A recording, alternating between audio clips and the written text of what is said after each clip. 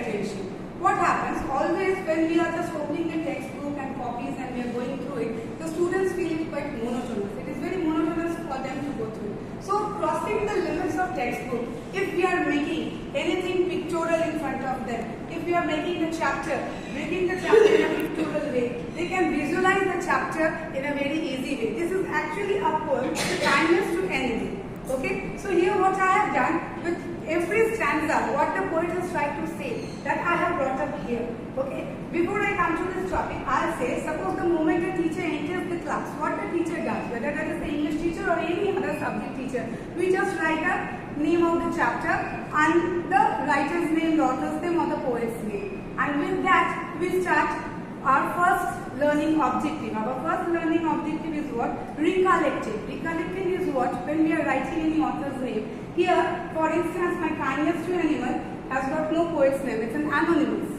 Suppose if I give you an example of a selfish giant and another chapter. Okay, there the writer is Oscar Wilde. So I will be asking my students, have you ever read any other story of Oscar Wilde? They will surely tell me, because few days back only they have read a story of Canterville Ghost. So they can relate that and they can tell me. So what will happen? I am interacting with them. The moment I am interacting with them, they are giving me the attention. And the moment I get the attention from them, I'll move slowly ahead with my topic. What is my topic? My topic is kindness to animals. So I cannot jump that way. I have to ask, what is kindness? What is kindness for you all? So I might get different kind of answers from them. So as I get the answers, sorry, I'm useless. So, what is kindness? Then I must tell them that kindness is a virtue, it's a polite behavior, it's obeying everyone, it's making feel everyone happy nearby you.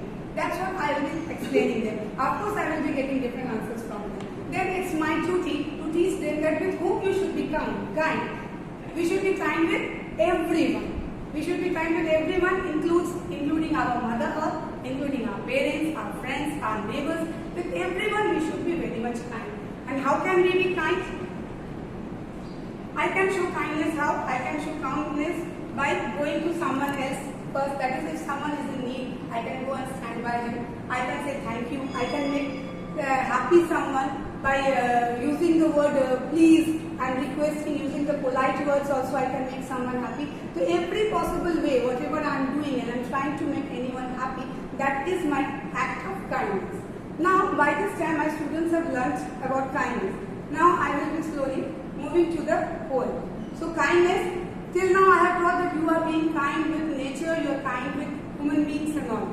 Not to forget that we have to be very kind to other animals also. Because animals are the souls who cannot express their grievances, their sorrow. If you are hurting, it cannot express that. So, we need to be very, very kind towards them. So, with that, see this, here our poem starts. Here our poem starts and we will start, I will draw their attention through this chart. That what the poet is telling us. The poet is telling us that children are requested by the poet here in the first stanza that we should feed the birds. We should feed the little bird robin. That means what? We should feed all the animals. And what will happen? That this little bird robin is so grateful to us, it will repay. How will it repay? It will repay us by singing sweet songs to us. Then the second stanza is letting us that we should not, the children should not scare the timid rabbit.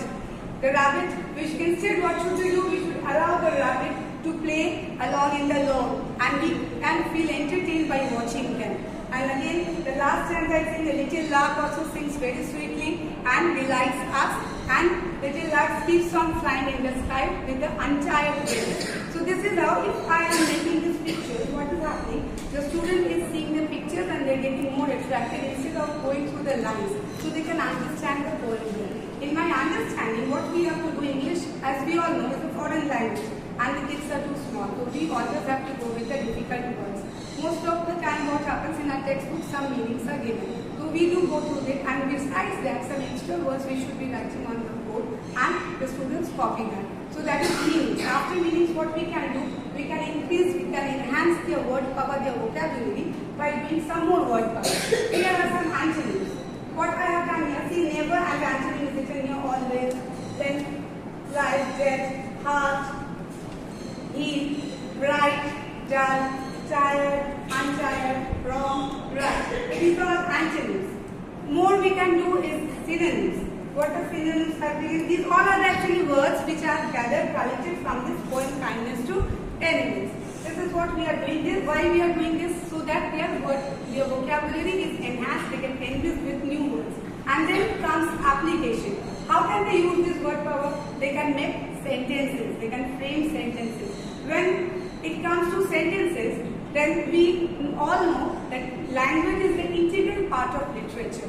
Without language, literature cannot stand. So, what we were discussing in the language classes, we were discussing parts of speech. So, from there only we can teach them, see, whatever the lines are there, here we have as little. Little is what part of speech? It's an adjective. So, this way by providing the words, we can teach them the different parts of speech. Okay, and here this poem has got many adjectives even. So we can teach from there the adjectives also. We can show this, might get attracted and they learn adjectives also. So through this, the moment they learn these parts of speech, now they are able to frame sentences. We have to increase the creative spark in them. What is that? They have enhanced their creative skill. Now they can write something. They can write a paragraph. I can give them write a paragraph on kindness to animal, or write a letter to your grandmother or to your friend explaining that what you have done to your pet animals. Besides, with this, some more extra information I can provide them with. That is when kindness of animal is kindness day is celebrated.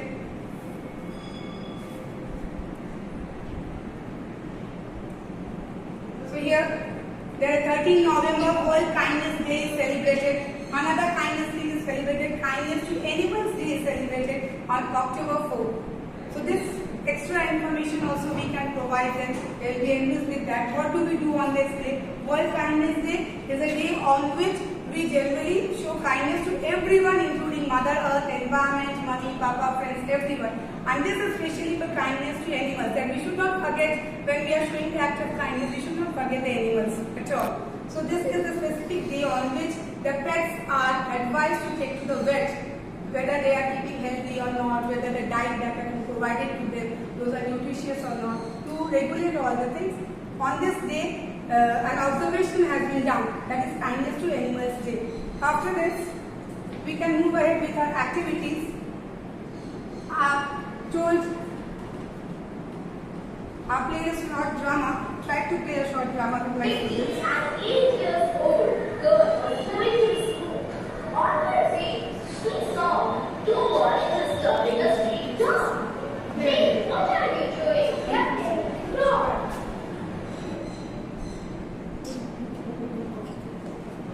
Oh, Mother, see how it done me.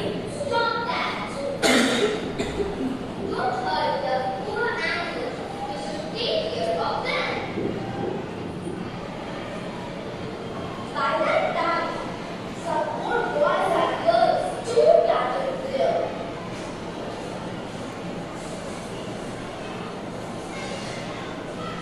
How should we take care of animals? We should look at everything sweet. We should be very kind towards animals. See, this is my pet bird. It is my best friend. She sings for me. Yes, we should take care of the animals.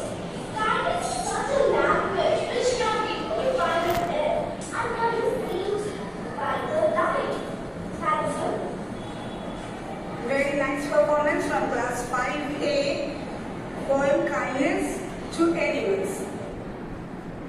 One more I have done.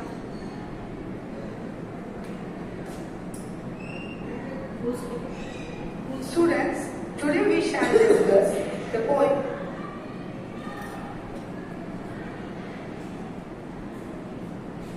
Kindness to Animals. Already we have understood the poem. Now today we'll see that how we can take care of our animals. Animals, pet animals that surround us. Okay, let's see to it. Let's start with the poem. Who can say me the poem? Who has memorized poem? Stand and say. Kindness to animals. Until we are able to make things that we let it, make it in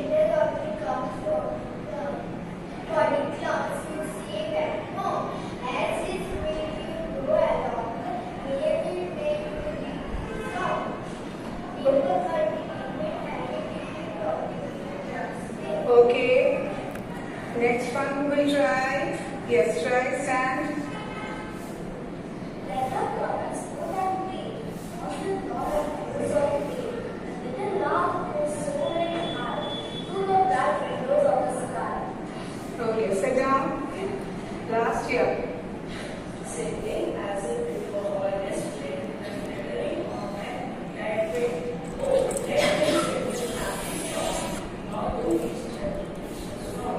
Okay, very good. So you have memorized the poem quite nicely. Now let's know about the poet. Who is the poet of the poem? Yeah, say. Here the poet is anonymous. Okay, what is anonymous? Can you explain? The poet or writer is not going first because they penalty. Okay, good. Very good. Okay, now let's come to our poem. In the poem, how many singing birds are mentioned? Or can you name the singing birds? Yeah. Fine. Okay, can anyone say me about Robin? Robin bird? Who can say yeah? Okay, fine. They are small singing birds. Okay, then anything more? Yeah. What can you add? Very popular in North America and Europe. Fine. Anything more? Anyone can add? Yeah. Say. It is the national bird of Britain. Very good. So you all have collected lots of information about the bird robin. Fine. Okay, now let's see that how can we take care of pet animals? How can we take care? Who will say? Who can say? Yeah, say. Okay, fine. Healthy and nutritious food must be given. Yes, and anything more who will add? Yeah. Make sure that our pets are fit and healthy. Yes, true. We have to make sure that pets are fit and healthy. And if they are not healthy, then what we have to do? Yes. and we must take care of pets for the future. Okay, very fine. So class has prepared this poem very well, very well. So all this activities we have done, and then we have achieved that students have understood well they can write. So our target was achieved. My target that they should be knowing it well, understanding it well, hopefully. And as now my weak students also answering me, participating in this thing. Most of the weak students were the ones who answered the things. So I was excited and delighted to see that. This is all for today. Thank you. Senior teachers, myself Susmita, I'm a geography teacher of the school, English medium basically. Now my subject of today is soil. First of all, we are here to project the concept of TLM in front of us. I am no one here to tell you what is TLM, but still, the concept of TLM is means that the teaching learning material for me, not the method. Why it is considered as material for my side? Because whenever I am going inside of a class, maybe the students stand up and tell me spontaneously good morning ma'am. But after that, when we started with that open your book, open your copies, look, today is that day. But we never told them that that date is also having a significant itself. Means sometimes the specific days are there which is having a particular significance. Like that the 5th of July, that is the National Day of Environment, National Environment Day. So many of the students don't know about that. So we have to tell about that to the students before starting the class. Then we will go to the topic. By which way? As which way you have told us that we have to ask the student, can you tell me that what is the soil for you? What is the soil? Can you tell me please? Then definitely so many variety of the answer I will get from the student side. Then only I am able to tell the exact meaning of soil. I mean, where I am standing now, I can consider that place made by soil. So here, the objective of my topic, that what is actually I am going to tell to my student. What is soil? Soil is the tiny particle of the rocks. I have to ask my student that, have you ever seen the rocks or the big size of boulders? Some of them will answer no ma'am, some of them will tell yes ma'am. So I have to tell that what is main thing about a boulder or a stone or a rock. For that time, I am able to use some photograph, some colorful some colorful pictures of the rocks. That time they are able to identify that what is the concept of rock. And after that, I will tell them that when the rocks became a soil, that time I have to use the word erosion.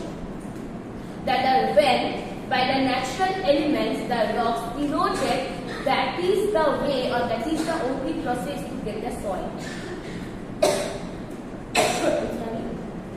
For that reason, I have to show this picture to my students.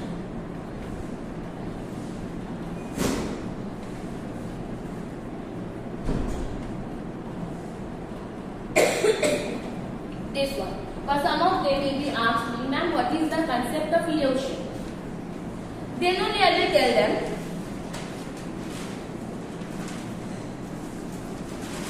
I will give this kind of pouch to all of my students and ask what is that. Definitely they will say that ma'am it is sand. Immediately I will do one thing. I will put those sand here. And I ask someone to come to the bench or come to my table to give a blow here. In that way, whenever I am giving, some particles of the sand go frontward. It means whenever I am pushing the blow or I am giving the air, it's eroded from its original place to somewhere else. This is the concept of erosion. And it's done by the air. Sometimes it's done by the water, sometimes it's done by the sun rays also. Maximum time we are able to find those kinds of erosion done by air, by water and by glacier. Now another question will arise now, what is the concept of glacier? Then I will tell them that a glacier is the river by snow. Means the snow river are considered as glaciers. Then after this,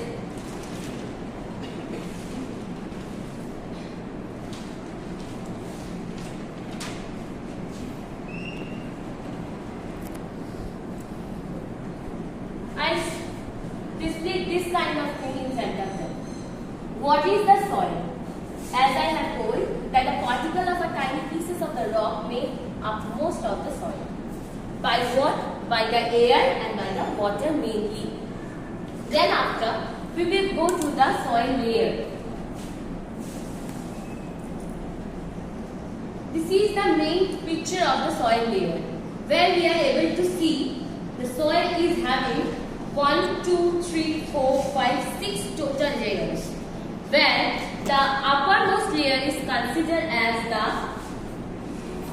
orogenic layer, then this is considered as topsoil, this is subsoil, and the lower section of the layer is considered as the bedrock or the parent rock, from where the soil actually originated.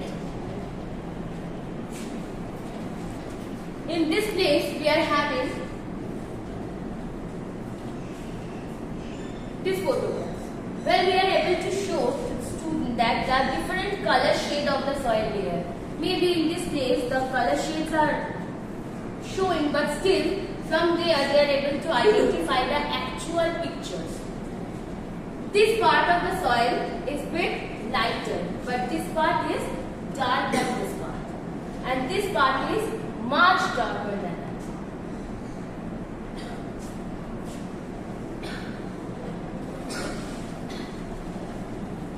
Now, the concept is how many types of soil we are having. We have mainly 3 types of soil: sand, silt and clay. Sand, I am able to show them this. This is the example of sand. Then, for the clay, I am able to show this. I will give this kind of pouch to every student that they are able to hold it. This is the clay type soil. And then after, phosphate, I will give it. This is the example of a soil. With the assimilation of three kinds of soil, those rest soil will make. Like we know the concept of alluvial soil, the desert soil, the laterite soil, the red soil. With this assimilation of three kinds of soil, we get this kind. I am having a chart made by one of my students. It's an example of red soil. Here we are able to see the sample of red soil along with that how many types of crops we are able to get from this kind of soil. It's rice, potato and cotton. The rice and potato only grown on that place when I am able to use the pesticide over there or the fertilizer. Otherwise, the red soil is not able to grow the rice and potato.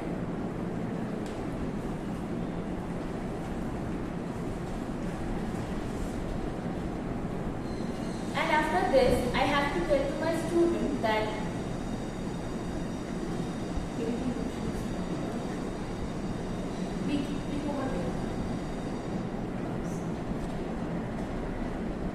in soil, there are so many insects like worms, spiders to stay inside. They are also helping insects for us. They help us during the agriculture, during the cultivation. As I had told that the erosional concept of soil. Similarly, I have to tell them the soil conservation. Conservation means storage. By which procedure we can store the soil. Those procedures are there. The water management is the first. Then the crop diversification, then the crop rotation, cover cropping, strip cropping and dressing. By those kind of works, we are able to conserve the soil.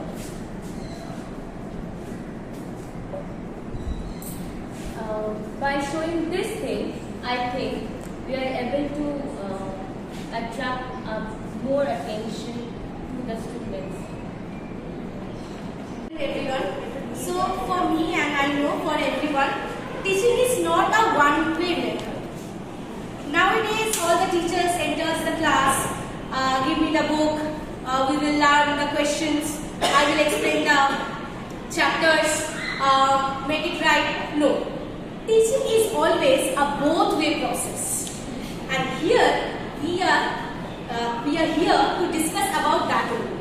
How we can engage our students, not only the good students. The good students will answer. But how can we engage our weak students as well? So, my topic was health. So, we all know that health is wealth.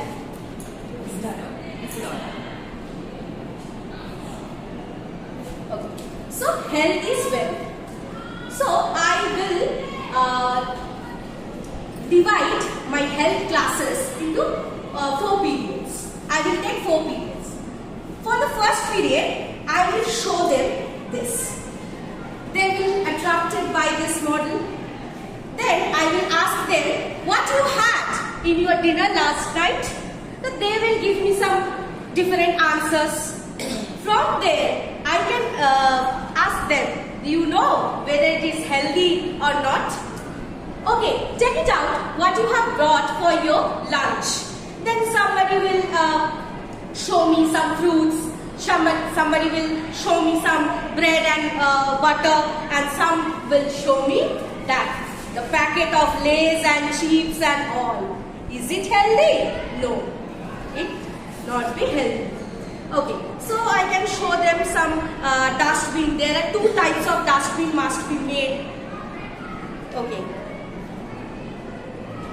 and this is a food pyramid. What are the foods they are taking? Now, after discussing all these things, now we will come to the main chapter, that is health. So first of all, health is nothing but that it is not about the physical health. It also mental health as well. Then they get confused what is mental health as they are pre-primary or primary students. They will ask me, ma'am, what is mental health? The mental health is that you are doing my class with some happy faces, with some joyfulness. This is the mental health. So next day I will show them, and it's broken by one of the students, sorry, to count the weak students and to circle this. What are the healthy foods we can take in our daily life? These are some healthy foods we can take in our healthy life. Now, today only I got one student made one cigarette and having that a cigarette. And in my class, he showed me, ma'am, see, and he started doing this. Why are you doing this? Ma'am, my father used to take that. Then I started, no, it is not at all healthy.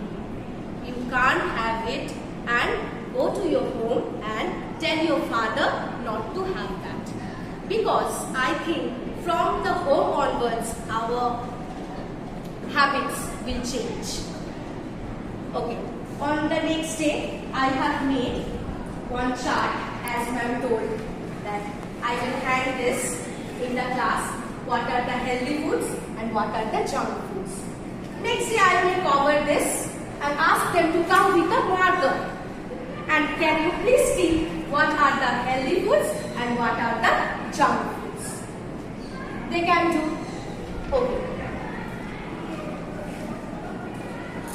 One more activity in which I can engage them. I can ask them to make some healthy foods and some non-healthy foods as well.